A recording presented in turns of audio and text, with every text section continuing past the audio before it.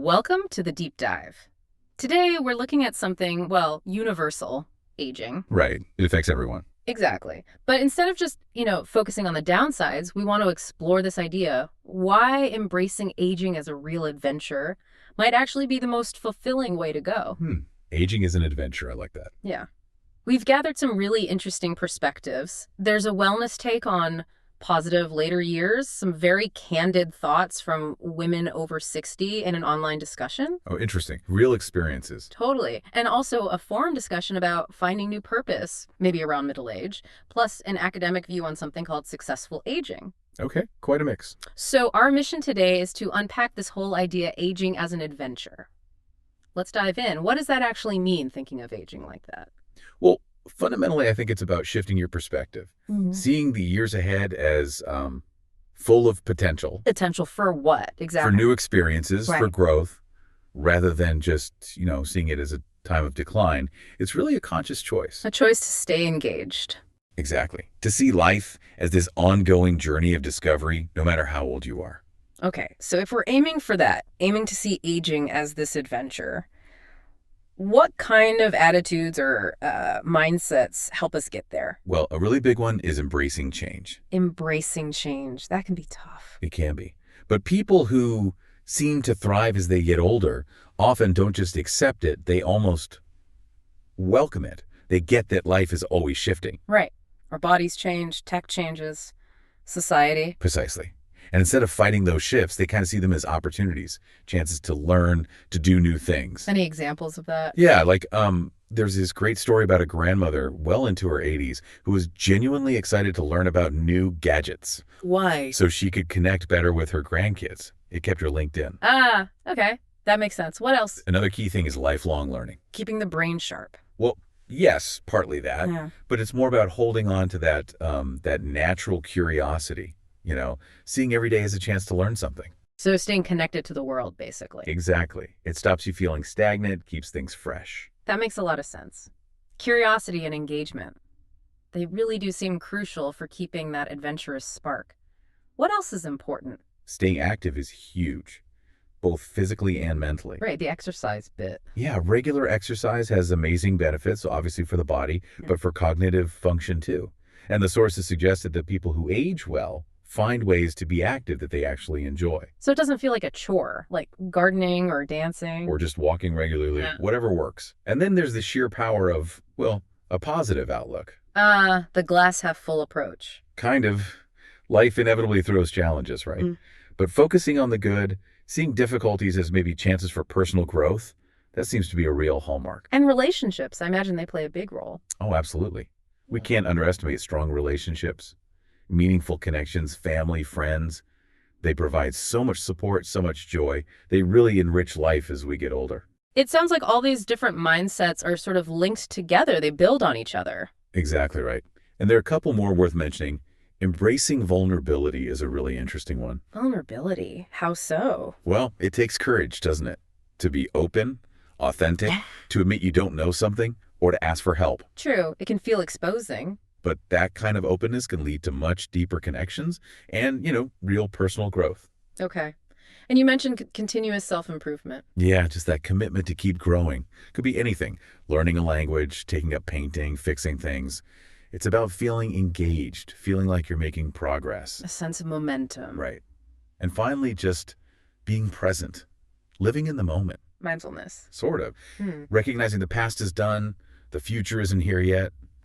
It helps you appreciate today, live each day fully. So this paints a really positive picture overall, aging as this exciting new chapter.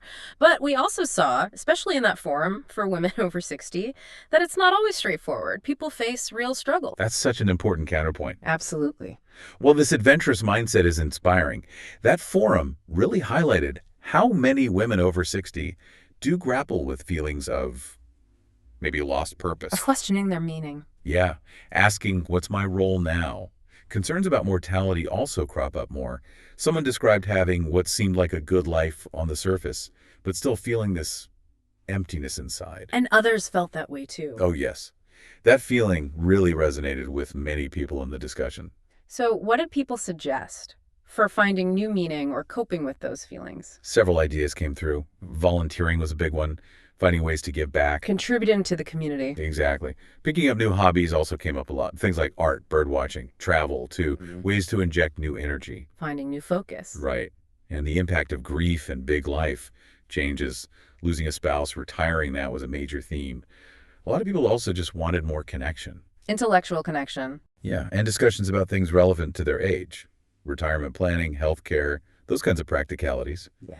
Someone even suggested creating specific resources for single retirees. That's practical. And importantly, therapy was mentioned too, as a way to deal with maybe underlying depression or difficult feelings. There was this strong sense that meaning often comes from what you give, not just what you have or receive. It's interesting. This need to find new purpose. It isn't just for the over 60s, is it? We also looked at that discussion about finding meaning after 40. Exactly right. That discussion really showed that redefining goals, finding purpose, that can happen at any stage when life doesn't quite go as planned, even in middle age. And advice there, was it similar? Very similar, actually. Echoed a lot of what we've discussed. Things like staying open-minded, challenging negative thought. It's internal scripts we run. Yeah. And just taking small steps, manageable steps forward. Someone made a really insightful comment. What was that? That feeling frustrated can sometimes actually be a sign that you're pushing yourself, trying something new. Frustration as a positive sign. That's a different way to look at it. Isn't it? And also, the idea of just shifting your perspective, looking at things differently, that was seen as helpful too. Okay. This leads us nicely into that academic review on successful aging. It's a term you hear bandied about. Does that concept fit with this aging as adventure idea, or is it something different? Well, successful aging has been a really prominent concept in gerontology, the study of aging, for a long time. What was the original idea behind it? The initial goal was positive, really. To define aging in a way that wasn't just about decline, it was often boiled down to three main things: avoiding disease and disability, Okay, makes sense. maintaining high physical and cognitive function, so staying sharp and able, Right. and staying actively engaged with life, socially involved. The idea was to separate this successful path from what they called usual aging. So a kind of gold standard. Kind of. But while the intention was good, the definition itself has been expanded and, honestly, debated quite a lot over the years. There isn't one single universally agreed upon definition anymore. So if there's no clear agreement, what are the problems? What are the critiques of successful aging? There are several key criticisms. A major one is that it tends to be very individualistic. Focusing too much on the person. Yeah, it can put a lot of pressure on individuals to achieve this state on their own, and it might kind of gloss over the huge impact of social factors, poverty, access to health care, the environment people live in. Things outside their control. Exactly. Critics also worry it can lead to ageism and even ableism. It sets up this quite narrow ideal and can create negative stereotypes for people who don't or can't meet it. So it could be exclusionary. That's the concern, that it sets an unrealistic standard for many.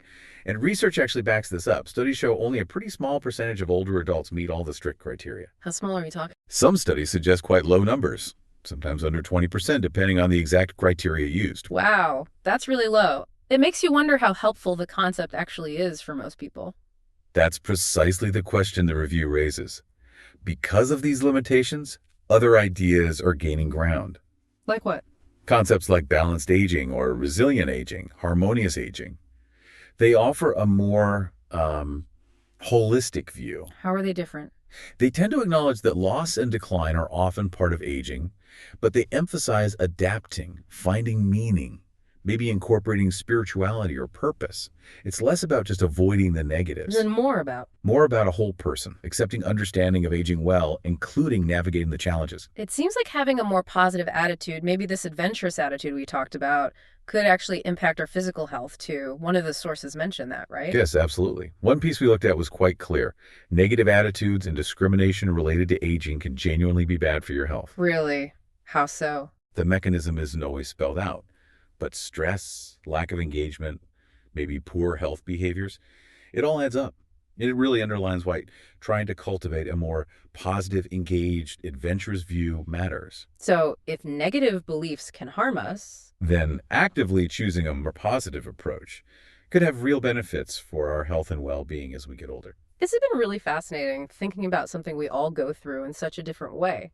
So, as we wrap up, what are the main takeaways if you want to embrace aging as an adventure? Well, we've seen that being open to change is key. Mm. Staying curious, that lifelong learning piece. Keeping active, finding joy in it. Right. Cultivating positivity, nurturing those strong relationships, being willing to be vulnerable sometimes. Continuous growth, living in the present. Exactly. All those aspects of an adventurous approach. But we also have to acknowledge the real challenges like feelings of lost purpose. And the importance of actively redefining meaning, seeking connection. Yes. And finally, understanding the limits of maybe overly strict ideas like successful aging and valuing those more holistic, inclusive ways of thinking about aging well. So ultimately, it really sounds like choosing to see aging as an adventure is a powerful perspective shift we can make. I think so. It's about deciding to stay engaged, stay curious, stay open, Hmm. regardless of age or circumstance. It reframes the whole experience. It does. And maybe the most personal part of this adventure is figuring out what adventure actually means for you at this stage of life. It's an ongoing discovery. Both of the world and of ourselves. Precisely. That's a fantastic thought to end on. Thank you so much for guiding us through this deep dive today. My pleasure. It was a great discussion. And thanks to all of you for joining us. Until our next exploration, maybe try to keep that spirit of adventure alive.